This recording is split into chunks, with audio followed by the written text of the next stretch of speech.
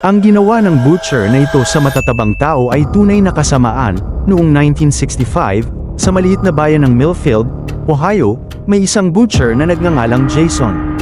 Magalang siya, pero may kakaiba sa kanya. Pagkatapos, may mga taong nawawala, pero hindi basta-basta, mga matatabang tao lang. Nagsimulang pumalat ang mga chismis. Sinasabing masyado siyang nakatingin ng matagal sa mabibigat na customer.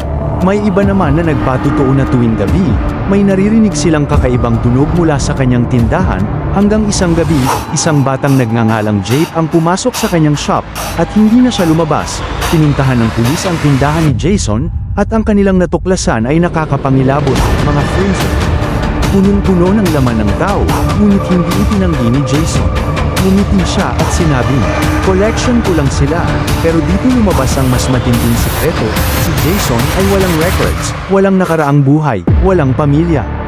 Sa kanyang basement, natagpuan nila ang mga gamit sa pagkatay na higit 100 taong gulang. Nandoon na ba siya sa bayan sa loob ng maraming henerasyon? O baka naman, hindi siya tao. Hanggang ngayon, ang butcher shop ay nananatiling sarado. Pero kung tatayo ka sa harapan nito sa gabi, may nagsasabing maririnig mo pa rin ang tunog ng mga hinihiwa na mga karne. Kung gusto nyo ng mga kwentong kababalaghan, please subscribe, follow, like and share. Salamat!